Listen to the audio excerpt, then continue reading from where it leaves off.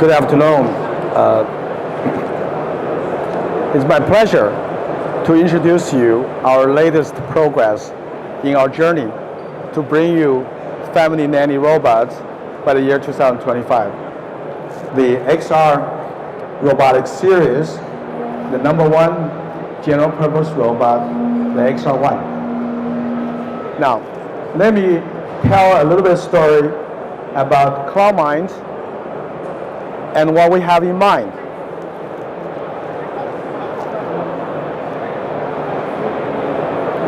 Next page.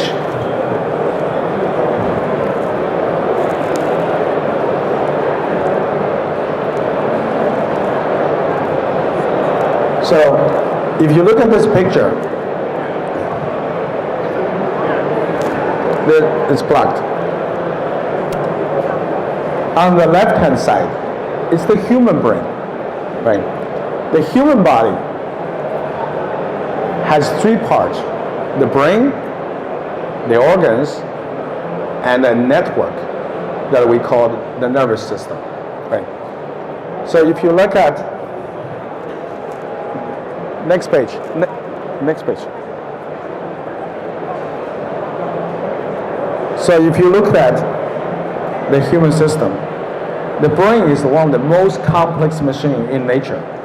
It has 100 billion neurons, right? And it's very difficult to create and design this brain using semiconductor chips.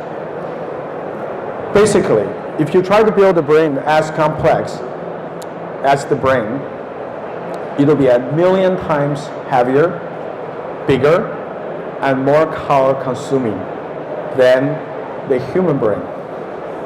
Okay, so it's impossible to actually build a robot as smart as a human and has a brain only the size of a human brain. It's not possible.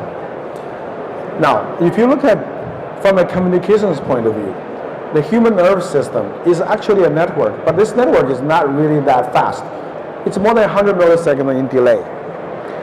So, to make the robot smart, we don't need to duplicate human structure, the architecture. So on the right-hand side is the cloud robot architecture. We can put the brain of the robot in the cloud and connect it with a mobile network. And this mobile network is as fast, if not faster, than the human nerve system, even though the body of the robot is many thousands of kilometers away. Okay, next page. So CloudMinds, we built a system such that we can provide the cloud robotics services over mobile network with a gigantic robot brain. We call it cloud brain, right? But a single cloud brain will be able to operate hundreds of thousands or even millions of robots, right? And these robots can do all kinds of work, and they don't have to be the same kind. They can be many different kinds. So essentially, we have a giant cloud brain that creates a small virtual brain for each robot, and that's what it does. Okay, next page. So today, robotics technology is only beginning to enter our life, and it is probably not as more advanced to go into a home, but they are mature enough to go into businesses, you know, to campuses, communities, to corporations, and we can also have them perform many different roles. The roles are generally not preferred work for humans. You know, they can be receptionist, security guard, they can become a porter, and they can also become a logistic worker and just moving stuff from boxes to boxes. And they can work in many service environments. And they can work in hospitals, hotels, or senior citizen homes. So all of this will lead us to have more and more service robots entering our lives. Next page. So how do we do this, right?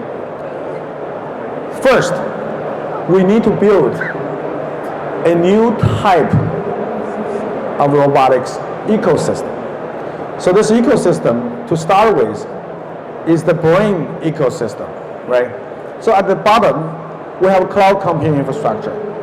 And then on the second tier, so we get all the AI capabilities. And then on top of that, we develop collaborations with many different third parties providing various types of AI services. Then on top of these capabilities, we develop robotic applications that are focused on vision, natural language processing, and motion, and specifically focusing on grasping and navigation.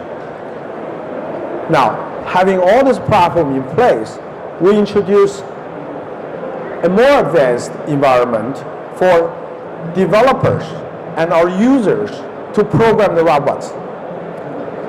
So now you have a virtual brain in the cloud for your own robot, and you can program it in this environment to do whatever you want to do, and to have third party program the robot skills.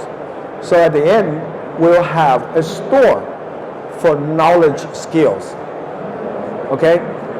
So we're looking at a future, it's almost like a smartphone, but except it's for robots, right? Next page. So, how do we run all these robots, right? Then 5G networks that is designed to have 100 times capacity compared to 4G.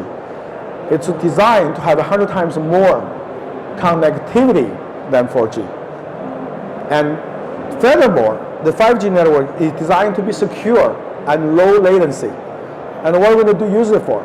To use it for connecting robots to their brain. And 5G is the perfect technology for that. Next. So now we have the brain, we have the nerve system. Now how do we build the robots?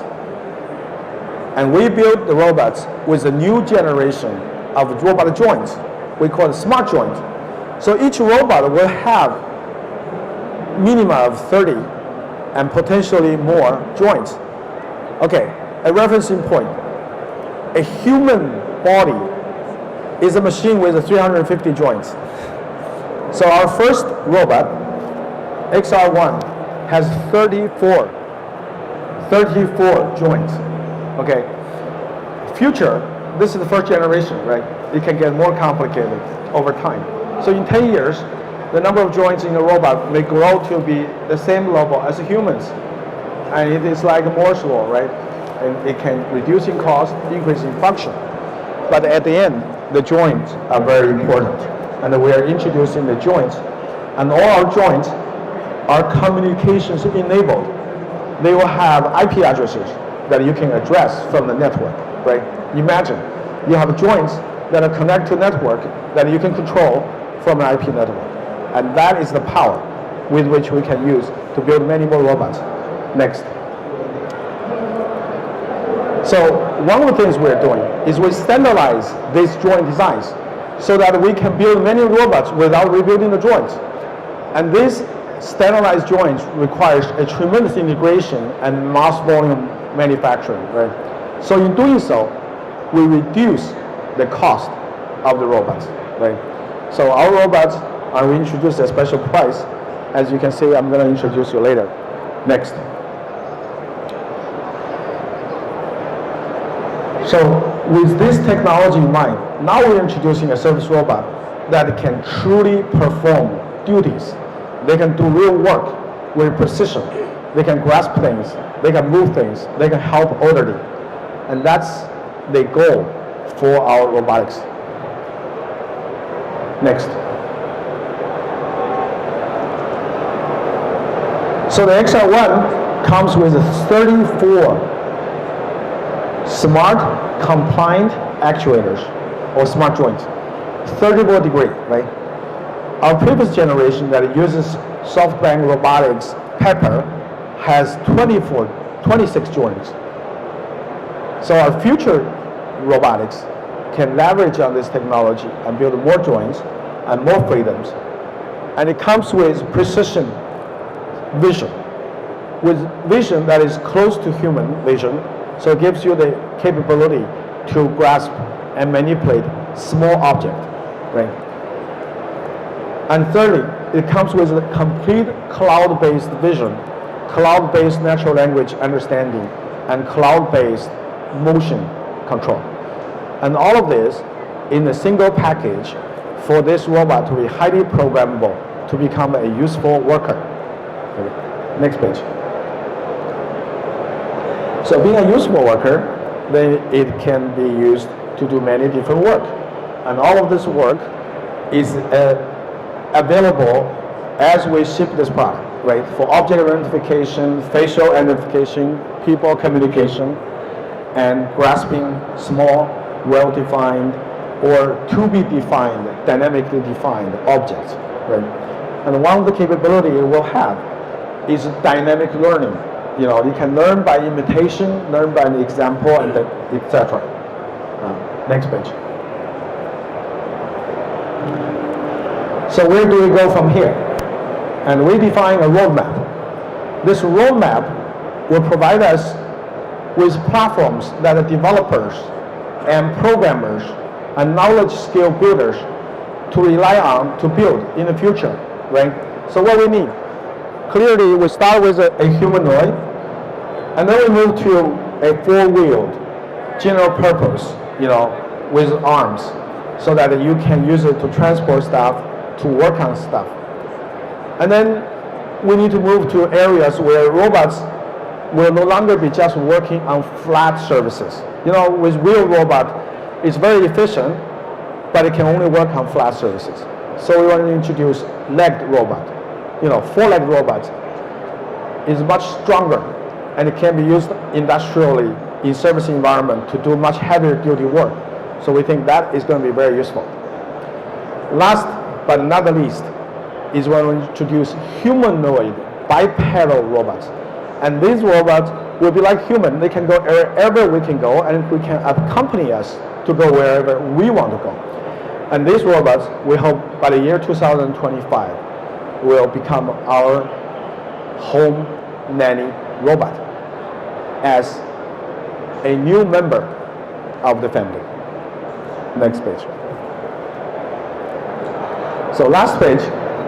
So we're introducing and inviting developers to join our journey to start developing the first generation cloud robots for the 5G, for the next generation, at this special offer that we give 50% to early adopters, right? With the service, with the package and SDK.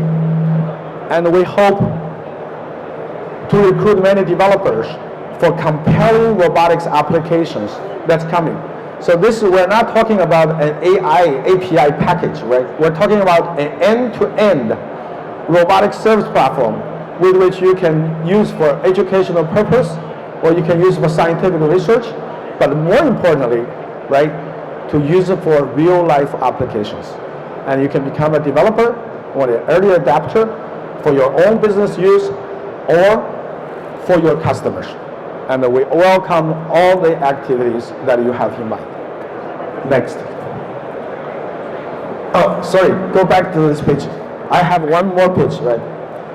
So, I've been doing robotics for the last 4 years, and I can tell you,